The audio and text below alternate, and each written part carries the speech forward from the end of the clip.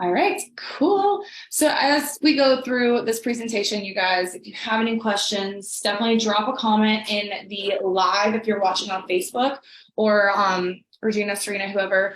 If you guys have questions, just drop it in the chat and I'll see it. I've got the little chat box pulled up even though I'm sharing screen. So, all right. Topic tonight, I wanted to go over the psychology of overeating and like understanding like why do we overeat? I know you guys have probably heard like, oh, probably because we don't eat enough, our blood sugar levels drop, yada, yada, yada. Yes, that is true. But I also wanted to talk about some stuff that's not as frequently talked about. Serena, can you watch the Facebook thing? I see, hey, Addison, I see she's in here, but can you make sure if I miss something, just like let me know. Thank you, I appreciate it. Okay, so first I want to just touch on like, what is the psychology of eating? For those of you who don't know, I'm also like a pretty big psychology nerd. I do have a bachelor's in arts in psychology as well. I feel like I use that one more on a daily basis, but I never talk about it. So when I get to do presentations on stuff like this, it makes me super excited. But when we eat, or what we eat and when we eat, it completely affects how we feel, right?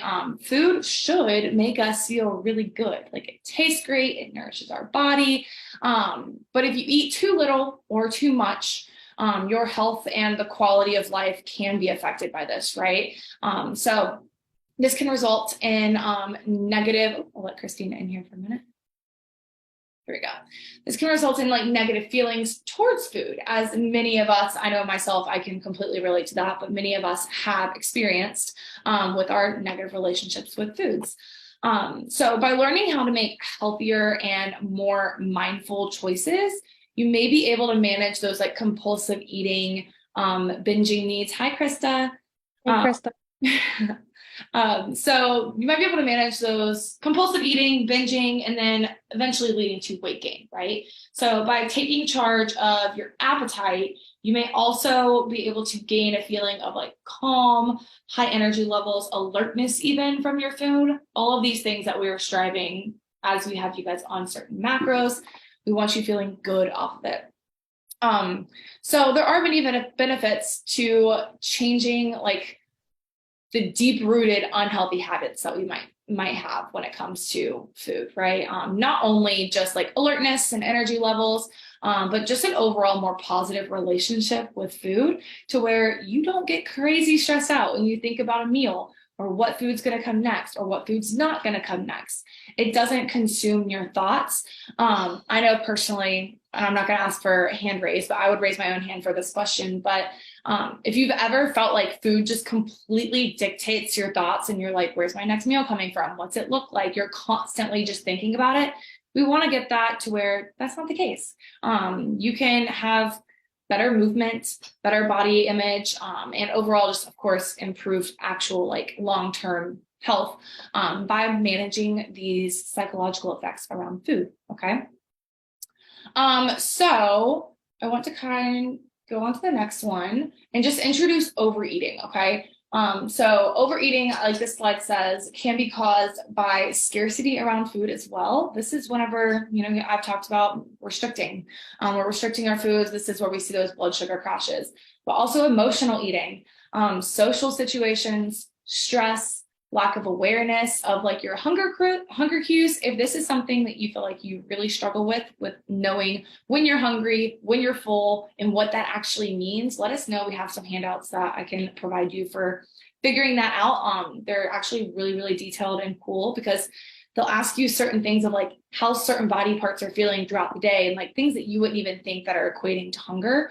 Hunger cues are really difficult to figure out, and it takes a long process to figure it out, but it's worth it. Okay, so if you're struggling with that or feel like you're struggling with that, definitely let us know. We can provide you with some resources there. And of course, understand why you overeat and establish these healthy habits. Okay, so also I want to talk on some factors that influence our eating behaviors, okay? First one, probably one of the most obvious ones, is our culture and our family and the people that we grow up around, right? It's going to be one of the main sources of, oh no, it's okay. I looked over at the Facebook thing, it looked like it was gone, but it's not. around our main influential eating behaviors, right? But then there also comes social events like, hello, we've got happy hour with work and stuff. Like that's social. Whenever you have a birthday party, cake is most of the time, if not real cake, cookie cake, because someone might not like real cake, is involved. And that's emotional, right? Even though it's not like, oh, I'm depressed, I'm super anxious, I'm going to eat a whole bowl of ice cream. It's like happy, celebrating emotions. It's still emotional eating. Also, just your economic status, that can definitely affect the way your health and wellness is around food and what you're choosing to purchase and what you're not choosing to purchase. All of these things can definitely play into a role there. The role of scarcity around food, though, I just want to touch on this a little bit. I don't want to like drag this out too much, but I do, of course, have to reiterate the blood sugar level effects. Okay. I feel like the more we know this, you guys, and the more we hear it, the more we're going to understand where our cravings come from and why scarcity around food is so, so, so important in controlling your nutrition.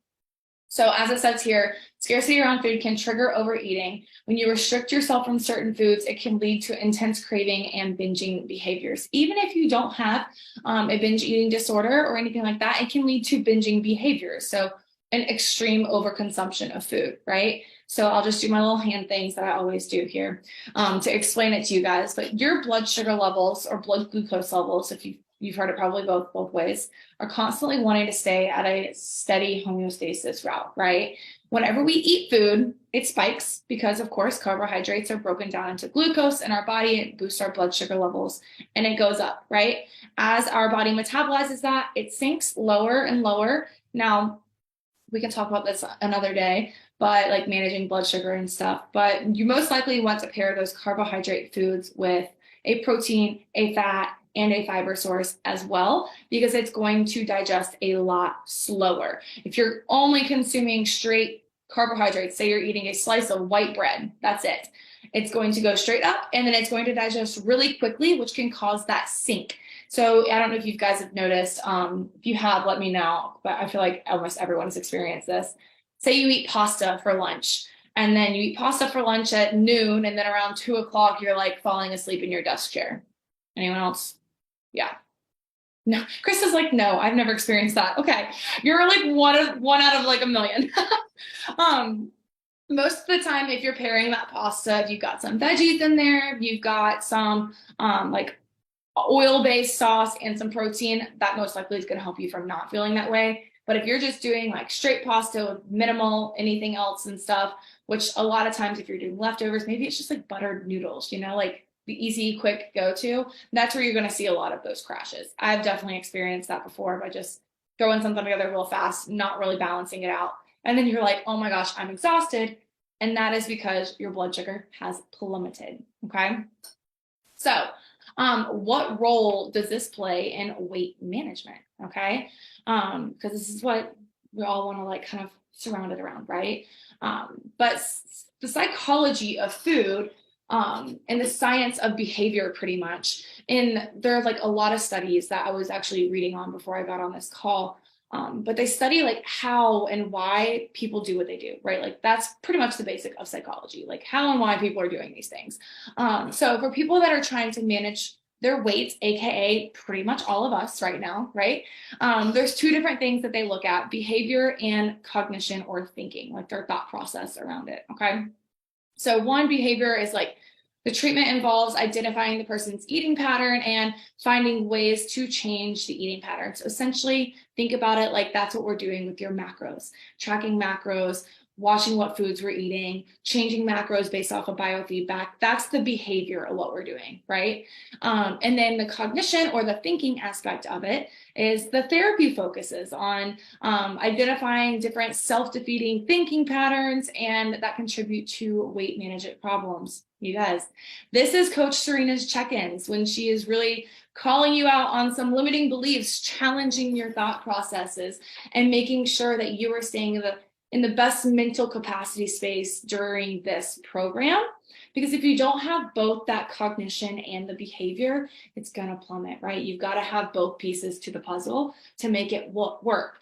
I'm really glad whenever I was going through these studies, I was able to tie this in what we do here in this program, because like we've always said, everything's science-backed here. There's reasons why we have check-ins the way we do, and that's why they're so important to get them back to Coach Serena so that she can provide you with that quote unquote therapy-focused feedback to help guide you in the right direction towards your goals.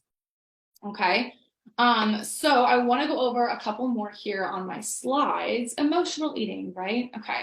I'm actually going to pull up, now that I'm thinking about it, I have an emotional eating handbook. I know majority of you might already have it, but the other majority might not.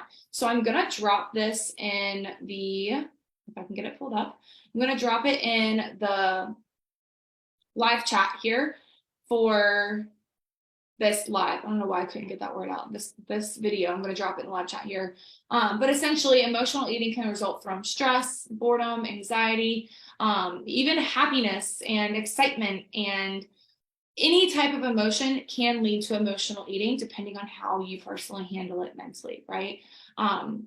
It can lead to not only overeating, but it can also lead to undereating. You guys, I am someone who very much so, I use myself as an example, and maybe you guys can relate, but during anxious states or anxious times and stuff, like I forget to eat. I don't eat. I don't have an appetite at all. Yeah, Krista's relating. I know Serena can relate to this too.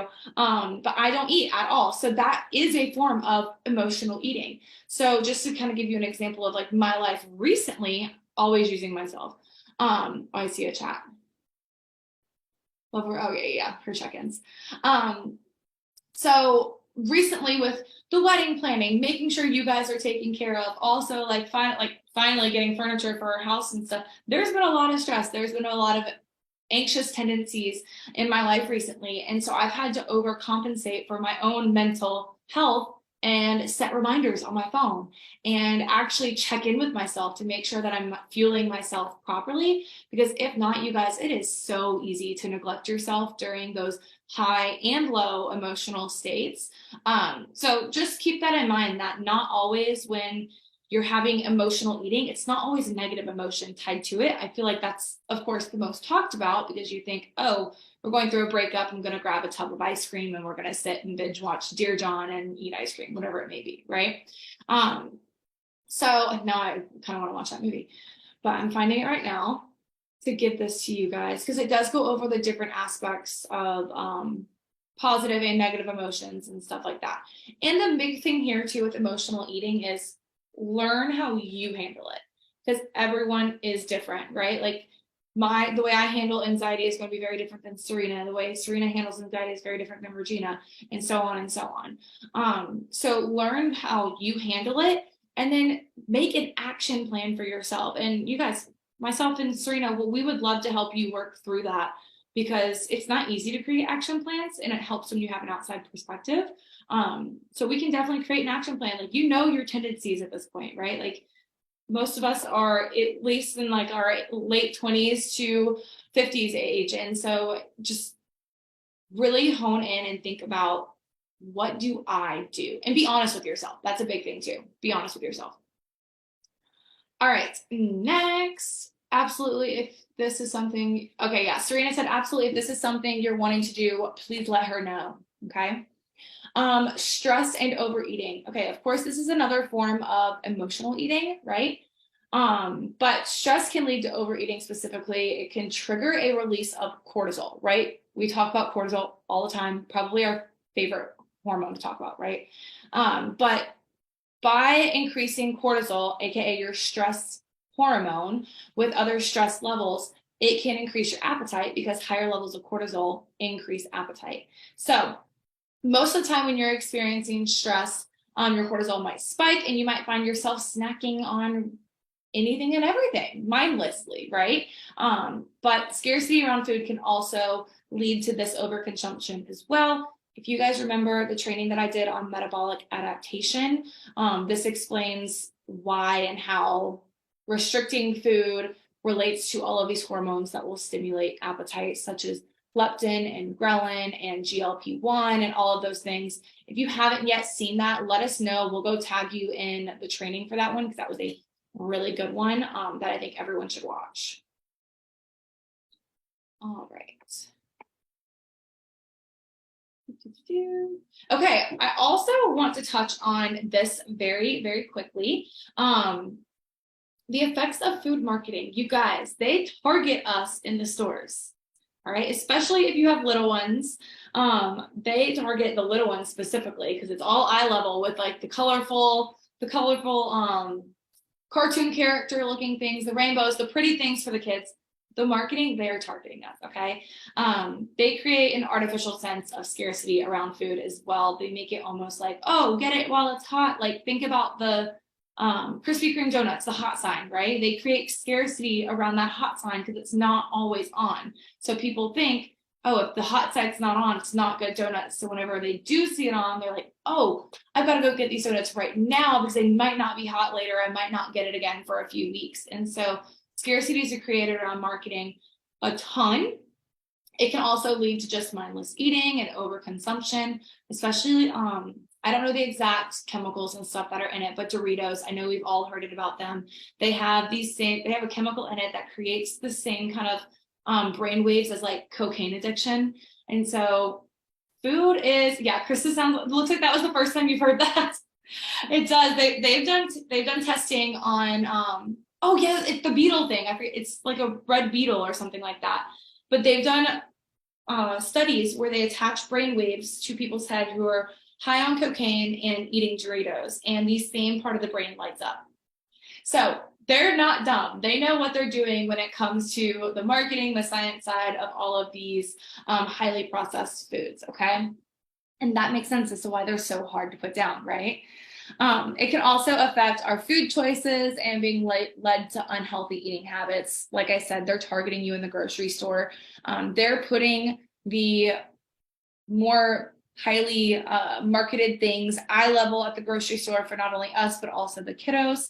And also, of course, like when you think about it and look at the store, the healthier options, the organic options, they're not as pretty to look at as Captain Crunch, you know? So they're very smart with their marketing, and just don't be fooled by it, okay? I feel like we should do like a grocery store tour one day. Like me and like do like a live in a grocery store. That would be really, yeah, that would be so helpful. We can do that. Okay, so the social pressures of overeating as well. Okay, so mindful eating habits can help overcome societal and psychological pressures to overeat. Take time to savor and enjoy your food, listen to your body and hungers. Again, if you are not 100%, you know how to handle those hunger cues, let us know. I'll get you those worksheets. The biggest thing I want you guys taking out of this slide here is the finishing the plate rule that we've all grown up with, right? This is one of the biggest things when it comes to social pressure and overeating.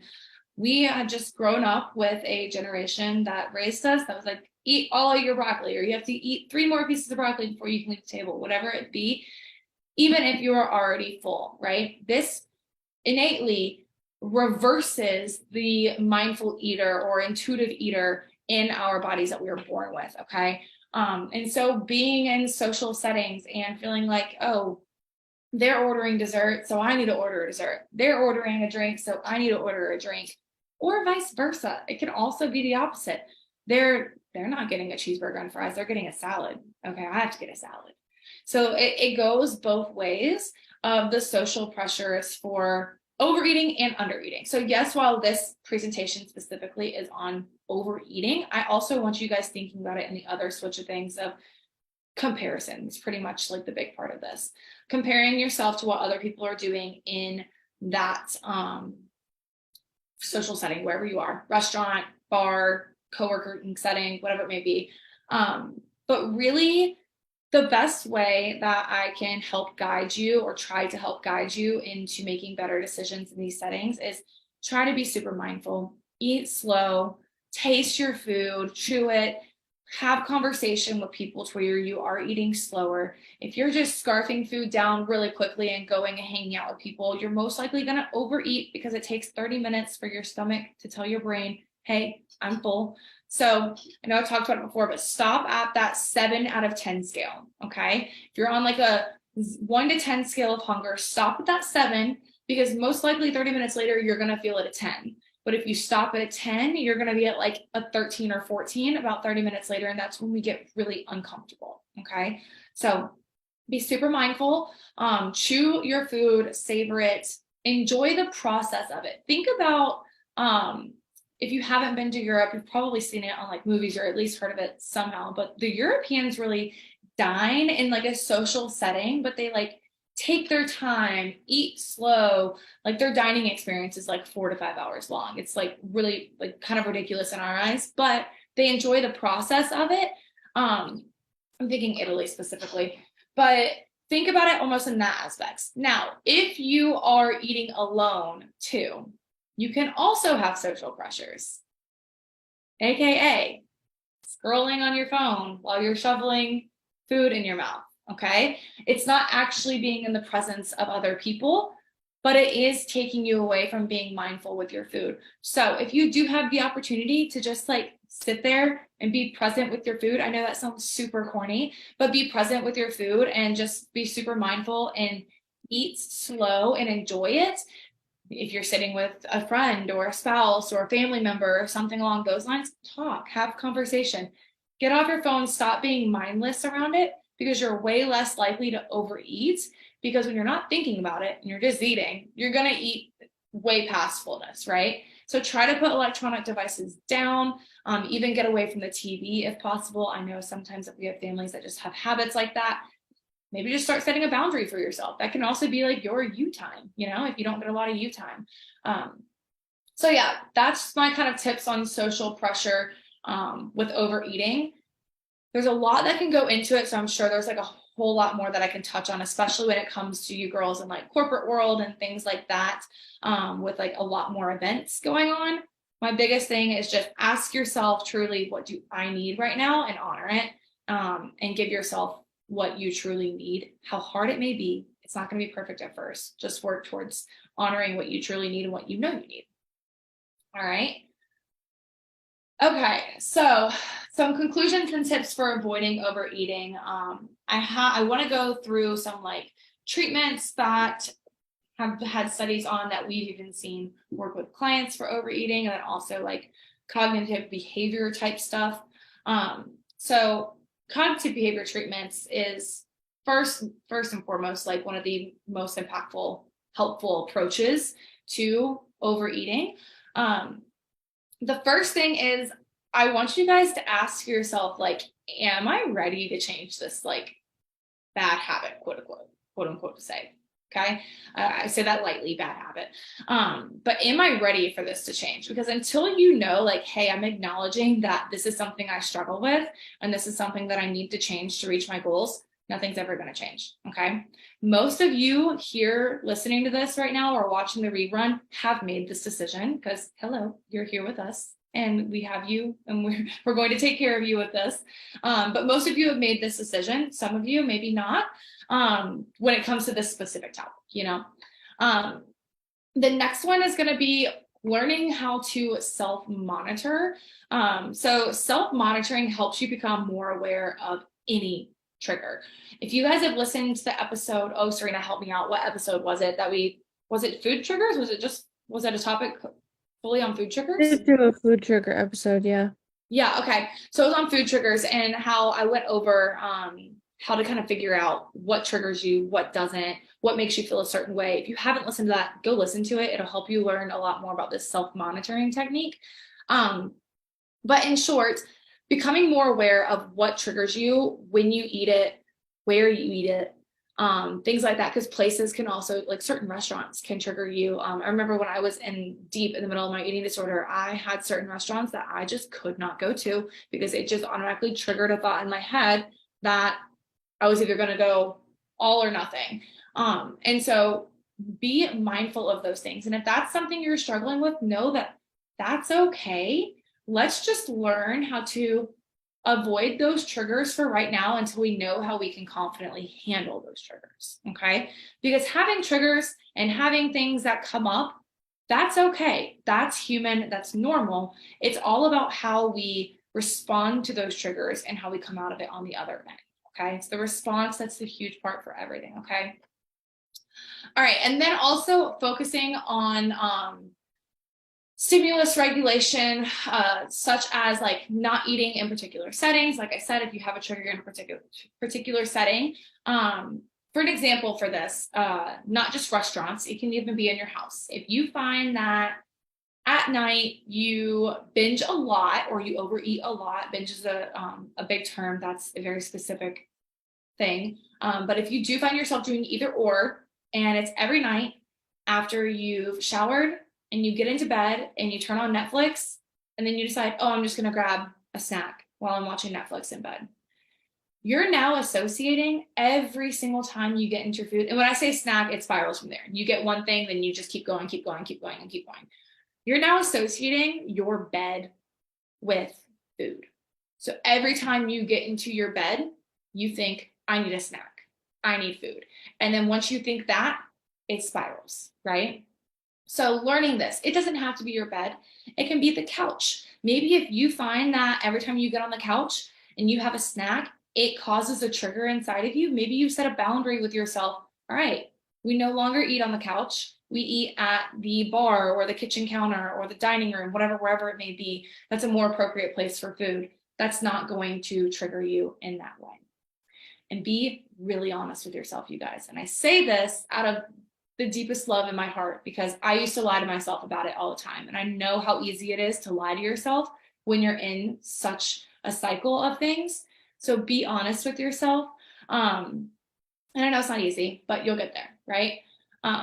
Okay, so also, like I said, eliminating distractions. So TV, TikTok, Instagram.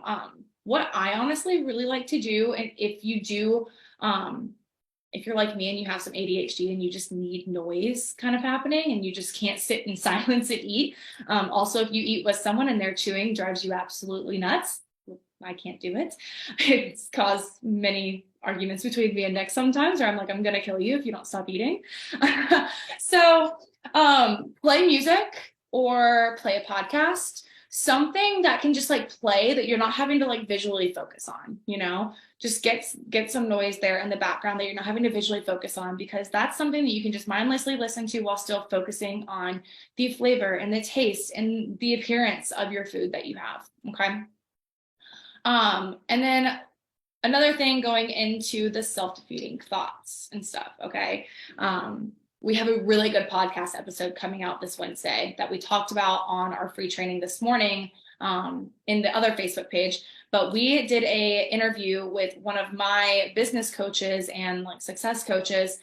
His name is Travis, and he is all things limiting belief breaking person. Okay. If you guys ever struggle with this, which we all do, I don't expect any of you to say no, go listen to that, but that's going to help with this. So the thoughts of like, I can't do it, it's too hard, or if I don't make my target weight, I've failed, or now that I've lost weight, I can go back to my old eating habits. All of these are just beliefs that we have been taught over the years that we need to start breaking down. So I'm not going to dive too much into that. I do want you guys to go listen to that podcast. I'll share it in the Facebook page for you guys because he explains it way better than I could ever do. So I don't want to mess it up, and I'll let him explain it to you guys because the podcast is really good.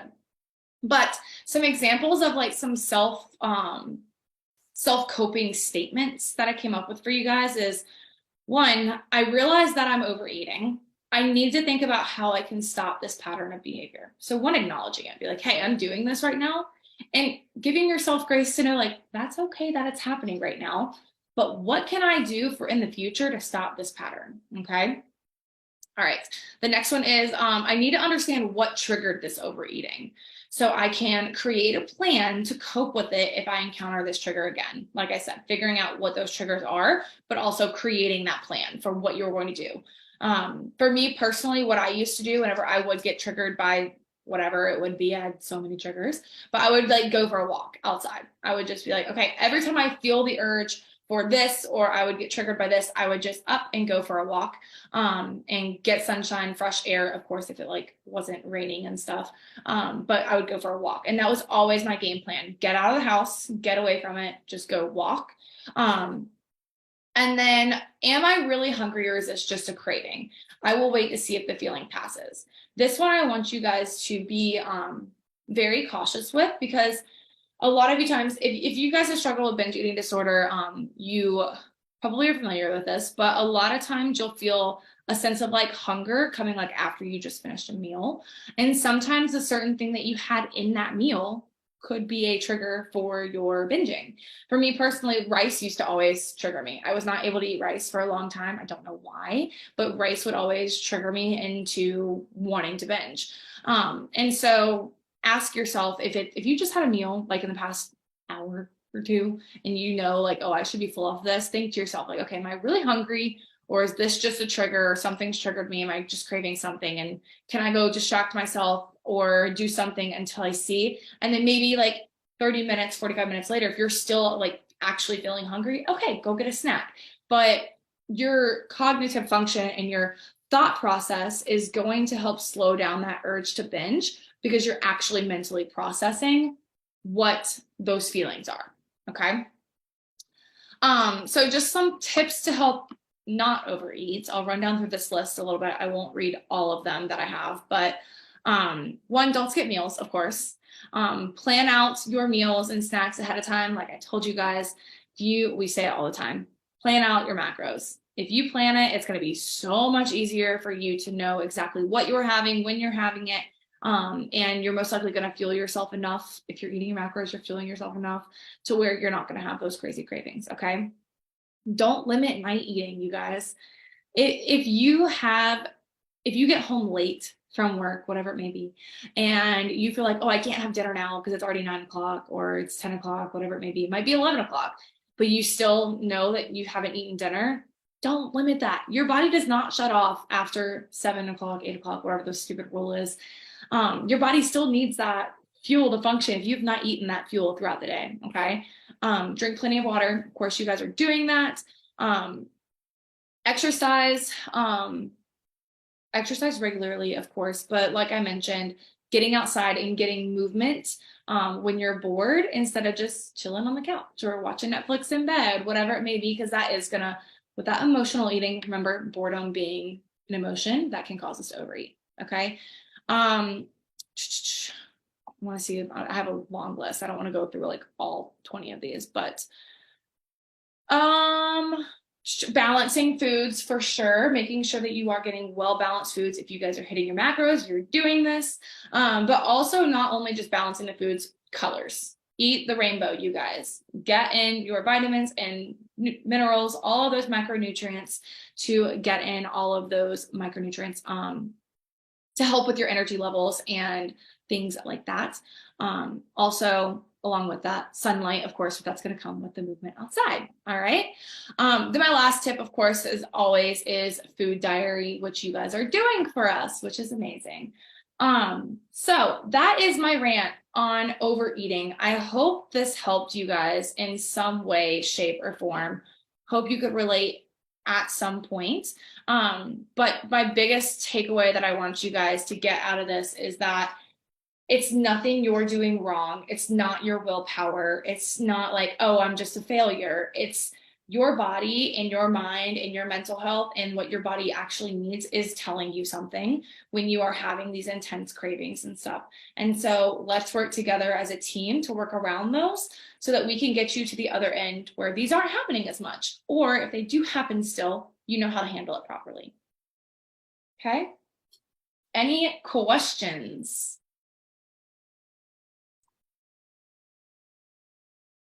Trying to check the Facebook. Awesome. Cool, you guys. That went a little bit longer than I had planned, but I feel like there was a lot of good information thrown at you guys. Maybe a lot. There's a lot of good information. Okay, Yes. good. Good. All right, Krista, Regina, are y'all good? Any questions? Good, cool. So Addison on the live as well. Anyone that's watching the replay too, feel free to drop your questions in the comments.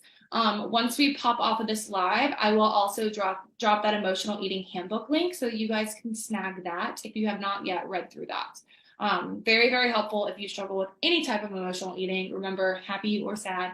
So definitely check it out. I feel like whenever I was doing a lot of research and creating this handout or workbook, whatever you want to call it, I learned a lot myself because, like I said, everyone thinks of it as being negative emotions, and that's not always the case.